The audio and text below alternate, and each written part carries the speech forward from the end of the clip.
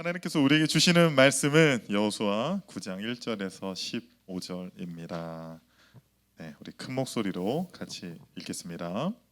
이 일 후에 요단 서쪽 산지와 평지와 레바논 앞 대연안에 있는 헷 사람과 아모리 사람과 가나안 사람과 브리스 사람과 히위 사람과 여부스 사람의 모든 왕들이 이 일을 듣고 모여서 열심으로 여호수아와 이스라엘에 맞서서 싸우려 하더라. 기브온 주민들이 여호수아가 여리고와 아이에 행한 일을 듣고 꾀를 내어 사신의 모양을 꾸미되 헤어진 전대와 헤어지고 찢어져서 기운 가죽 포도주 부대를 나귀에 싣고 그 발에는 낡아서 기운 신을 신고 낡은 옷을 입고 다 마르고 곰팡이가 난 떡을 준비하고 그들이 길갈 진영으로 가서 여호수아에게 이르러 그와 이스라엘 사람들에게 이르되 우리는 먼 나라에서 왔나이다. 이제 우리와 조약을 맺읍시다 하니 이스라엘 사람들이 히위 사람에게 이르되 너희가 우리 가운데 거주하는 듯하니 우리가 어떻게 너희와 조약을 맺을 수 있으랴 하나 그들이 여호수아에게 이르되 우리는 당신의 종들이니이다 하매 여호수아가 그들에게 묻되 너희는 누구며 어디서 왔느냐 하니 그들이 여호수아에게 대답하되 종들은 당신의 하나님 여호와의 이름으로 말미암아 심히 먼 나라에서 왔사오니 이는 우리가 그의 소문과 그가 애굽에서 행하신 모든 일을 들으며 또 그가 요단 동쪽에 있는 아모리 사람의 두 왕들 곧 헤스본 왕 시온과 아스타롯에 있는 바산 왕 옥에게 행하신 모든 일을 들었음이니이다. 그러므로 우리 장로들과 우리나라의 모든 주민이 우리에게 말하여 이르되 너희는 여행할 양식을 손에 가지고 가서 그들을 만나서 그들에게 이르기를 당신의 종들이니 이제 우리와 조약을 맺읍시다 하라 하였나이다. 우리의 이 떡은 우리가 당신들에게로 오려고 떠나던 날에 우리들의 집에서 아직도 뜨거운 것을 양식으로 가지고 왔으나 보소서 이제 말랐고 곰팡이가 났으며 또 우리가 포도주를 담은 이 가죽 부대도 새 것이었으나 찢어지게 되었으며 우리의 이 옷과 신도 여행이 매우 길었으므로 낡아졌나이다 한지라. 우리가 그들의 양식을 취하고는 어떻게 할지를 여호와께 묻지 아니하고 여호수아가 곧 그들과 화친하여 그들을 살리라는 조약을 맺고 회중 족장들이 그들에게 맹세하였더라. 아멘. 아멘. 오늘은 여호수아 프로젝트 9번째 시간 하나님 편에 서라라는 제목으로 하나님의 말씀을 전하도록 하겠습니다. 꽤 오래전인데요. 제가 한번 이런 전화를 받았습니다. 본인은 부산지검의 검사인데 제가 어떤 제 농협 통장이 범죄의 대포 통장으로 연루돼서 사용이 됐다라는 거예요. 그래서 제가 이제 지금 물망에 올라 있기 때문에 여러 조사를 받아야 되는데 전화를 절대 끊지 않고 자기가 시키는 대로 하라는 겁니다. 사실 지금은 이런 전화를 받으면 어때요? 우리가 어떻게 대처해야 되는지 잘 알지만 벌써 10년도 넘은 때입니다. 그래서 제가요 전화를 받고 너무 놀랐어요. 그리고 검사님이라고 하니까, 그리고 부산 사투리를 쓰신 우리 동포 검사님께서 저한테 시키는 대로 제가 다 이렇게 대답하고 뭐하고. 근데요 진짜 좀 이렇게 놀랬던 건 뭐냐면요, 제가 그때 부산 풍성한교회에 그 두날개 세미나 훈련 때문에 1년에 부산을 한 5번 왔다 갔다 했는데 부산 최근에 왔다 갔다 많이 하셨죠? 하는 거예요. 진짜 제가 갔었거든요. 그래서 놀래가지고, 그리고 농협 통장 있기는 있는데 잘 안 쓰는 거거든요. 하여튼 막 그래가지고 무슨 사이트에 접속을 하래요. 그래서 접속을 하고 지금은 잘 안 쓰지만 그거 계좌 이체할 때 그 번호 입력하는 거 있잖아요. 그거를 전체를 입력하라고 뜨는 거예요. 제가 그때야 비로소 보이스 피싱이라는 것을 깨닫고 이제 전화를 끊었습니다. 근데 여러분, 보이스피싱을 당하는 사람들은 주로 어떤 세대들이 보이스피싱 많이 당할까요? 우리는 뭐 시골에 있는 잘 못 배우신 어르신들 위주로 당한다라고 생각하지만 최근에 조사를 봤는데요, 4, 50대가 1위입니다. 어때요? 4, 50대들 젊은 사람들 볼 때 성에 차이 안 차요. 예? 경력이 있고 연륜이 있고 쓴맛 단맛 다 봤기 때문에 나름 지혜롭다라고 생각하는 게 4, 50대 아닙니까? 그런데 보이스피싱 1위입니다. 1위. 조심하셔야 돼요. 지금 4, 50대 가장 조심하셔야 됩니다. 미국에도 비슷한 일, 아니 굉장히 큰 일이 있었습니다. 여러분 미국의 실리콘밸리의 대사기극이 한 번 있었는데 실리콘밸리라는 곳이 어떤 곳입니까? 세계에서 가장 똑똑하고 열정적이고 무슨 애플이라든가 그런 큰 기업들, 테슬라 같은 기업들을 일구기 위해서 세계적인 수재들이 모이는 곳이 실리콘밸리 아닙니까? 그런데 거기서요 엘리자베스 홈즈라고 하는 한 여인이 대사기극을 펼쳤는데 이분 학벌도 좋아요. 스탠포드 화학공학과를 중퇴하고 테라노스라고 하는 회사를 설립했어요. 그리고 2012년에 한 키트를 통해서 사람의 피 몇 방울이면 250여 가지의 질병을 확인할 수 있는 키트를 발명했다라고 발표를 했습니다. 그리고 나서요 단숨에 테라노스의 기업 가치가 90억 달러, 우리나라 돈으로 12조가 넘어가는, 그러니까 어떤 벤처 바이오 산업의 신화로 떠올랐어요. 지금의 미국의 대통령 조 바이든이 당시에 부통령이었거든요. 이 조 바이든이 방문할 정도로, 그리고 실리콘밸리에 있는 수많은 기업들이 투자를 해가지고요 투자 금액이 1조 3천억이 넘을 정도였습니다.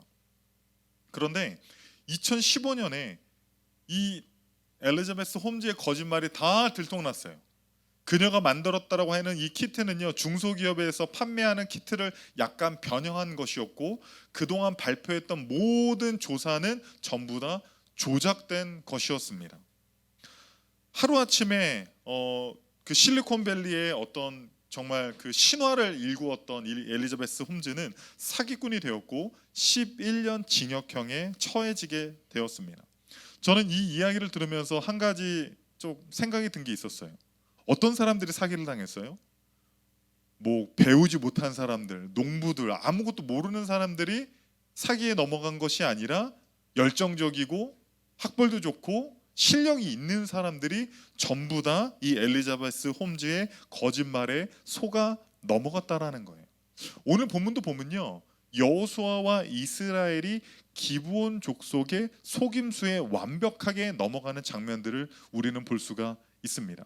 저는 두 가지 입장에서 오늘 말씀을 살펴봤으면 좋겠어요. 첫 번째는 이스라엘의 입장이고 두 번째는 기브온의 입장인데, 첫 번째 이스라엘의 관점에서 한번 살펴보도록 하겠습니다. 성경에 그 많은 인물들이 나오지만 대부분 이제 하나님께 부르심을 받고 따라가다가 여러 가지 실수들을 하게 됩니다. 죄도 짓게 돼요. 그런데 이제 나중에 어떤 완숙해졌을 때 이제 어떤 흠결이 없잖아요. 그런데 여호수아랑 요셉만 유독 그들의 삶 속에서 실수와 흠결을 발견하기가 굉장히 어렵습니다. 그런데 오늘 본문이 여호수아가 자신의 인생 가운데서 유일하게 오점을 남긴 사건이라는 것입니다. 그것은 기브온 사람들과 화친을 맺는 것인데, 이 기브온 사람들은 어떤 사람들이죠? 이 가나안 땅에 살고 있는 사람들이에요. 그런데 하나님께서 이 가나안 땅에 들어가면 어떻게 하라고 하셨습니까? 그 땅에 살고 있는 모든 주민들을 제거하라고 하셨어요. 그런데 이 기브온 사람들이 이스라엘 사람들의 어떤 기세를 보고 속임수를 써서 화친 조약을 맺는데 세 가지 속임수를 대표적으로 준비했습니다. 첫 번째는요, 헤어진 전대, 가방이랑 헤어지고 찢어진 가죽 포도주 부대를 준비했습니다. 그리고 복장은 어땠어요? 낡은 신발을 신고 낡은 옷을 입었습니다. 그리고 마르고 곰팡이가 난 떡을 준비하고, 자 이거를 봐라, 우리는 먼 이방 나라에서 왔는데 너희들에 대한 소문을 듣고 여호와 하나님께서 너희들의 행한 그 소문을 듣고 내가 이곳에 왔다. 그러니 우리 기브온 족속은 너희들과 화친을 맺기를 원한다. 심지어 우리가 너희들이 종이 될 테니까 우리와 화친 조약을 맺어 달라고 한 겁니다. 여호수아랑 이스라엘 백성들이 기브온 족속들의 행태를 보고 그 빵을 보고 그 전대를 보고, 이 사람들은 가나안 족속들이 아니라 저 먼 이방 땅에서 온 사람들이라고 속아 넘어간 거예요. 그리고 나서 여호와 하나님의 이름으로 그들과 화친의 조약을 맺습니다. 그런데 얼마 지나지 않아서요 들통이 나요. 소문이 나는 거예요. 그때 왔었던 사람들이 먼 이방 나라 사람들이 아니라 얼마 지나지 않아서 한 5시간 정도만 걸어가면 있는 기브온이라고 하는 마을에 살고 있는 사람들이라는 사실을 알게 됐어요. 충격을 받았습니다. 왜입니까? 가나안 족속들을 한 사람도 남겨두지 말라. 그들을 살려둘 시에는 이스라엘과 여호수아 네 눈에 가시와 같은 올무와 같은 존재가 된다라고 말씀하셨기 때문입니다. 그런데 하나님의 이름으로 맹세했기 때문에 돌이킬 수가 없는 겁니다. 물론 여호수아와 이스라엘이 하나님께 기도하지 않고 그렇게 선택한 것은 굉장히 잘못된 거지만, 여러분, 작정하고 속이려고 하는 사람을 당해낼 수가 있어요? 혹시 여러분 이 영화 아십니까? 트루먼 쇼라고 하는 영화 아세요? 네, 이거 1998년도에 개봉한 굉장히 오래된 영화인데요. 이 트루먼이라고 하는 사람은 시 헤이븐 섬에 사는데요. 그 섬은요, 사실은요, 거대한 세트장이에요. 거기에 있는 트루먼이라는 사람을 제외한 모든 사람들은 전부 다 배우입니다. 심지어 낮과 밤을 날씨를 조절할 수가 있습니다. 30년 동안 이 트루먼의 인생이 전 세계 사람들에게 실제적인 쇼로 방영이 되었다라는 거예요. 그런데 어느 날 우연한 계기로 이 트루먼이 이게 세트장의 한 부분을 발견을 하게 돼요. 뭔가 이상하다라는 낌새를 채고 자기가 이 세트장에서 살고 있다라는 것을 알게 되고 이 시헤이븐 섬을 벗어나려고 합니다. 그런데 이것을 알아챈 이 감독이죠, 이 크리스토퍼 감독이요, 이 트루먼이 벗어나지 못하게 막 풍랑을 보내고 온갖 방해를 합니다. 그런데 그것을 다 해치고 나서 이 트루먼이 세트장 끝에 왔을 때 이 감독이 트루먼에게 이렇게 설득합니다. 이 세상에는 진실이 없지만 내가 만든 그곳은 다르지. 이 세상은 거짓말과 속임수 뿐이지만 내가 만든 세상에서 두려워할 게 없어. 두렵지. 그래서 떠날 수 없지. 자넨 여기에 속해 있어. 내 세상에. 그러나 트루먼은 결국 세트장 바깥으로 나가게 됩니다. 모든 것이 확실해 보이지만 모든 것이 거짓된 세상 속에서 트루먼이 살고 있었다라는 거예요. 저는 이 영화를 보면서 그런 생각을 했어요. 사탄이 우리들에게 행하는 것이, 사탄이 만들어 놓은 그 세트장에, 그 세상 속에 우리를 가두어 두고 그 달콤한 말로 우리를 유혹하는 거예요. 바깥으로 나가면 위험하다. 바깥은 거짓 세상, 거짓말들과 거짓된 것이 온통 판을 치지만 내가 만든 세상에서 살면 너는 안전하다라고 사단은 우리를 자신의 세상 가운데 묶어 두려고 한다라는 것입니다. 여러분, 사단의 특징이 무엇입니까? 사탄은 도대체 어떤 자이고 무슨 일을 하는 자입니까? 요한복음 8장 44절 읽겠습니다.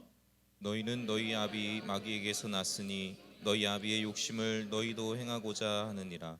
저는 처음부터 살인한 자요 진리가 그 속에 없으므로 진리에 서지 못하고 거짓을 말할 때마다 제 것으로 말하나니 이는 저가 거짓말장이요 거짓의 아비가 되었음이니라. 지금 예수님께서 사단을 무엇으로 규정하고 있습니까? 거짓의 아비, 거짓말쟁이라고 지금 규정을 하고 있다라는 거예요. 인류 역사에서 사단이 처음으로 등장한 곳이 어디입니까? 에덴 동산이에요. 에덴 동산에서 거짓말을 하죠. 어떤 거짓말을 해요? 아담과 하와는 그 선악과를 먹으면 죽는다라고 하지만 뭐라고 해요? 결코 죽지 않는다라고 해요. 그리고 뭐라고 말합니까? 눈이 밝아져서 하나님과 같이 된다라는 거예요. 아니 여러분, 제가 옛날에는요, 아담과 하와가 선악과만 안 먹었어도 내가 시험 볼 필요도 없고 일할 필요도 없고 무릎 관절통 뭐 이런 것들이 다 있을 필요가 없거든요. 그래서 뭐 아담과 하와를 원망했던 시절도 있었습니다. 그런데 여러분이 아담과 하와면 선악과 안 먹었겠어요? 하나님처럼 되는데요.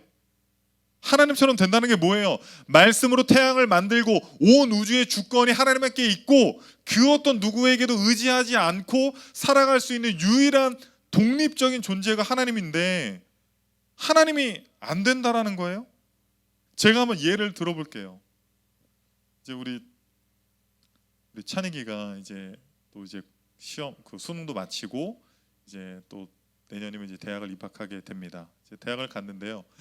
꿈에 그리던 이상형을 만나게 됐어요. 꿈에 그리던 이상형을 만나게 됐어요. 네, 그래서 MT 갔다가 눈이 맞아서 사귀게 됐습니다. 모든 것이 자기가 완벽하게 꿈에 그리던 이상형을 만났어요. 근데 한 가지, 교회를 안 나요. 사귀고 나서 이제 한 6개월 정도 됐는데 그 자매가 이제 이야기하는 거죠. 이제 자기랑 토요일 주일 1박 2일 해가지고 토요일 주일이 아니죠. 토요일 일요일 해가지고 1박 2일에서 속초를 가자. 근데 이제 찬혁이는 이제 신앙이 좋고 또 중고등부 선생님이고 할렐루야. 내가 선생님인데 빠지면 안 되는데 주일을 빠지면 지옥 간다고 했는데 막 머뭇머뭇하니까 그 자매가 찬혁이한테 뭐라고 해요? 오빠 내가 좋아 하나님이 좋아. 찬이가 대답을 해야지. 제가 한번 예를 바꿔볼게요. 만약에 그냥 어떤 사람이 있어요. 근데 어떤 사람이 주일날 그 교회 안 가고 자기랑 어디 같이 가주면 100억을 준대요. 어떻게 하시겠어요? 좀 작아요 100억? 더 쓸게 1000억 5천억. 만약에 하는 거잖아요. 만약에 찬이를 이상형을 못 만났어야지. 5천억을 준다는데 안 갈 거예요? 만약에 사실이면 우리 드림교회는 어떻게 해야 됩니까? 그 사람 앞에서 당당하게 그러면 제비를 뽑아서 2명을 뽑겠습니다. 우리는 천국 가야 될 거 아니에요. 그래서 제비를 뽑았는데 엄복순 서빈나 이렇게 그래요. 그래서 5천억 1조 해가지고 이제 하면 돼요. 네. 제가 무슨 말을 하고 있는 거예요? 사단의 유혹은요 이렇게 달콤하다라는 거예요. 세상의 속임수는 이렇게 달콤하다라는 것입니다. 사실 기본 사람들은 자신의 행태들을 굉장히 낡은 옷을 입고 해가지고 종이 되기를 원합니다라고 구걸했지만 이 땅의 사단은요 오히려 화려한 언변으로 우리를 유혹한다라는 거예요. 하나님의 나라에서 살면 얼마나 손해보니 시간 낭비하고 돈 낭비하고 감정 노동하다가 안 되는 거라고 합니다. 오히려 화려한 세상을 보여주고 이 세상 속에서 돈이 중요하고 이 세상 속에서 쾌락을 누리면서 사는 것이 네 인생에서 더 중요하다라고 우리를 속인다라고 하는 겁니다. 그런데 여러분 이 사단의 유혹을 이겨낸 유일한 남자가 있습니다. 유일한 사람이 있습니다. 바로 예수 그리스도이십니다. 사단이 화려한 세상을 보여주면서 나에게 절을 하면 나에게 절 한 번만 하면 이 온 화려한 세상 가운데 너에게 부와 명예와 부귀를 너에게 준다라고 유혹을 했습니다. 그때 예수님께서 뭐라고 말씀하십니까? 마태복음 4장 4절 읽겠습니다. 예수께서 대답하여 이르시되 기록되었으되 사람이 떡으로만 살 것이 아니요 하나님의 입으로부터 나오는 모든 말씀으로 살 것이라 하였느니라 하시니. 나는 절대 보이스피싱 안 당해. 나는 절대 사기당할 일이 없어. 아무리 사단이 우는 마귀와 같이 사자와 같이 우리를 속이려 하고 우리를 넘어뜨리려고 한들 나는 절대 유혹에 넘어가지 않아라고 말할 수 없어요. 우리 중에 단 한 사람이라도. 우리 모두 다 연약한 죄인입니다. 넘어질 수밖에 없는 부족하고 정말 하나님 앞에서 우리는 자신 있게 말할 수 있는 그런 사람은 아무도 없다라는 거예요. 우리는 예수님과 같이 말씀을 의지합시다. 말씀을 우리의 삶의 기준으로 둡시다. 그때 예수 그리스도께서 사단의 유혹을 이겨낸 것처럼 우리 역시도 승리하게 될 줄 믿습니다. 할렐루야. 두 번째는 기브온의 관점입니다. 기브온, 이 기브온 주민들의 관점을 말씀드리도록 하겠습니다. 이스라엘이 이제 요단강을 건너서 여리고성을 무너뜨리고 아이성을 점령한 이 사건이 가나안 전역의 삽시간에 소문이 났어요. 그러니까 두 부류로 어떤 태도가 나뉘게 됩니다. 여호수아 9장 1, 2절 읽겠습니다. 이일 후에 요단 서쪽 산지와 평지와 레바논 앞 대의 연안에 있는 헷사람과 아모리 사람과 가나안 사람과 브리스 사람과 히위 사람과 여부스 사람의 모든 왕들이 이 일을 듣고 모여서 일심으로 여호수아와 이스라엘에 맞서서 싸우려 하더라. 그러니까 어떤 일이 벌어집니까? 더 이상 가만히 있다가 우리도 여리고성 사람들처럼 아이성처럼 당하겠다. 그래서 가나안 사람들이 전부 다 연합군을 형성을 합니다. 그래서 이스라엘을 치려고 준비를 합니다. 그런데 유독 기브온 사람들만, 이 기브온 주민 사람들만은 어떻게 해요? 그들과 연합하기보다는 어떻게 합니까? 이스라엘 편에 서려고 한다라는 거예요. 그런데 기브온은 마을도 작고 사람들도 막 이렇게 노인들 위주의 그런 성이기 때문에 어쩔 수 없이 그런 선택을 했을까? 아닙니다. 여호수아 10장 2절 읽겠습니다. 크게 두려워하였으니 이는 기브온은 왕도와 같은 큰 성임이요 아이보다 크고 그 사람들은 다 강함이라. 지금 뭘 이야기하고 있습니까? 여러분, 기브온은 아이성보다 훨씬 큰 성이에요. 여러분, 아이성과 이스라엘이 전투에서 첫 번째는 아이성이 이겼잖아요. 그러니까 기브온도 그 안에 용사들이 너무나도 많이 있기 때문에 실제적인 전력상으로 이스라엘과 싸울 만했다라는 거예요. 그런데 기브온 사람들은 어떤 판단을 해요? 당시에 초강대국이었던 애굽을 심판하고 광야를 건너서 요단강을 건너고 여리고성과 또 아이성이 무너지고 요단 동편에 있는 두 왕들을 죽인 것을, 그 모든 소문을 듣고 어떤 판단을 해요? 우리가 수단과 방법을 가리지 않고 이 사람들 편에 서야 되겠다. 가나안 연합군을 형성한다 할지라도 우리는 절대로 이 사람들과 싸워서는 안 된다. 왜냐하면 그들과 함께하는 신은 참 신이며 여호와 하나님이 그들을 보호하고 있기 때문에 우리가 절대 이길 수 없다라는 판단을 한 겁니다. 여러분, 어떤 사람들이 이렇게 말합니다. 기본 사람들은 거짓말해서 속임수 써서 그렇게 정말 야비하게 살아남는 것이 정의로운 것인가? 그런데 여러분 같으면 어떤 판단을 하겠어요? 여러분이 만약에 기브온 사람들이라고 한다면 이스라엘과 여호수아와 싸우는 게 지혜롭겠어요? 아니면 종이 되더라도 그들과 화친의 조약을 맺고 그들 편에 서서 그들과 함께 사는 것이 낫겠습니까? 어떤 것이 더 지혜로운 선택이겠습니까? 예수님께서는 누가복음 14장에요 제자가 되는 길에 대해서 우리들에게 말씀을 해주시는데, 그 첫 번째는요 누가복음 14장 26절 읽겠습니다. 물은 내게 오는 자가 자기 부모와 처자와 형제와 자매와 더욱이 자기 목숨까지 미워하지 아니하면 능히 내 제자가 되지 못하고. 그러니까 막 부모님 미워하고 막 형제들이랑 다투라는 그런 말이 아니라 가족에게까지 얽매이는 사람이 되면 안 된다라는 거예요. 우리를 얽매일 수 있는, 우리가 속해야 되는 유일한 분은 오직 성경이고 예수님 한 분이라는 것을 우리들에게 이야기를 해주면서 두 가지 비유를 듭니다. 첫 번째는 망대 비유예요. 그러니까 망대를 세울 때 사람이 예산을 계산하지 않고 바로 시작을 하면 예산이 부족해서 망대를 세우다가 말면 사람들에게 손가락질을 받고 비웃음을 당한다라는 이야기를 해주시고요. 두 번째는 전쟁의 비유입니다.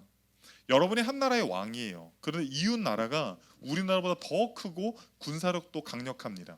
그런데 이웃 나라의 왕이 쳐들어오면 어떻게 해야 돼요? 싸워야 됩니까? 아니죠. 화친의 조약을 맺어야죠. 화친의 조약. 우리가 조공을 상납한다 할지라도 전쟁을 하는 것보다는 그들과 화친의 조약을 맺는 것이 훨씬 지혜로운 일이잖아요. 그걸 미리 계산하라는 거예요. 계산을 하지 않으면 어떻게 되냐면 당시에 유대의 분봉 왕이었던 헤롯 안티파스가 실제 있었던 일입니다. 자기의 본처가 있었어요.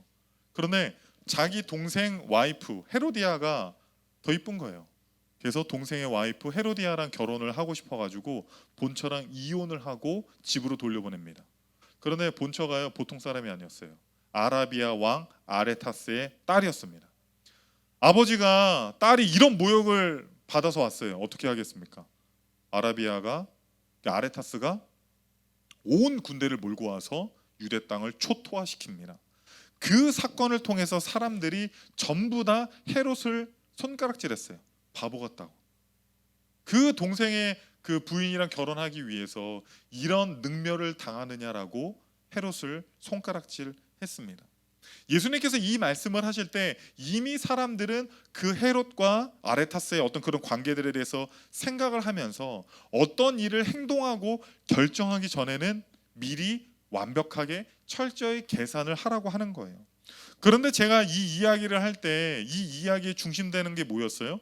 제자가 되려면, 예수님의 제자가 되기 위해서는 철저히 계산을 하라고 하는 거예요. 예수님께서는 이렇게 말씀하시는 겁니다. 너희가 내 제자가 되든지 하나님 편에 서든지 아니면 너희들은 세상 편에 있다라고 이야기를 하시는 겁니다. 예수님께서는 말씀하시는 거죠. 어쩌면 이 세상에서는 세상 편에 서는 것이 더 살기 좋을지도 몰라요. 더 그 말이 달콤합니다. 세상의 쾌락을 누리고 하고 싶은 것들을 하고 내 마음대로 내 인생의 주도권을 내가 잡고 내 마음대로 살아가는 것이 더 좋아 보여요.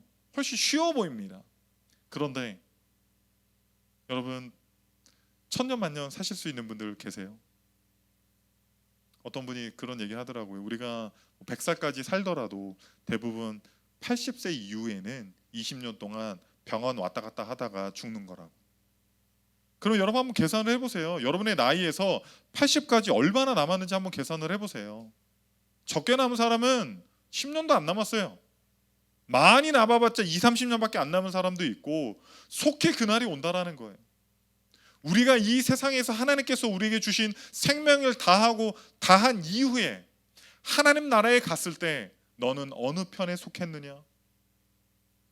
이 편은 하나님 편에 속했던 양들이 있고, 저 편은 하나님 편에 속하지 않았던 세상 편에 속했던 염소들이 있는데, 너는 도대체 어느 편에 속했느냐 물으신다면 여러분 어떻게 이야기하시겠습니까? 굿윌 헌팅이라고 하는, 여러분 영화 아세요? 이게 사실은 좀 실화를 배경으로 한 영화인데요. 여기 나오는 숀 교수님은요, 하워드 진이라고 하는 교수님의 이야기를 좀 각색을 해가지고 영화로 만든 겁니다. 이 하워드 진이라고 하는 교수님은 미국 현대사의 양심이라고 불리며 어떤 흑인 인권 운동을 굉장히 많이 했어요. 막 이라크라든가 베트남 전쟁을 할 때 미국 사람이었지만 미국이 이렇게 하면 안 된다라고 비판을 하고, 특별히 흑인 인권 운동에 앞장을 섰던 사람입니다. 하워드 진이 저술한 달리는 기차 위에 중립은 없다라는 책에서 이런 대목이 있습니다. 학생들에게 달리는 기차 위에 중립은 없다고 말하곤 했다. 이미 사태가 치명적인 어떤 방향으로 움직이고 있고, 여기서 중립적이라 함은 그 방향을 받아들이는 것을 의미한다. 여러분에게 한번 물어보고 싶습니다.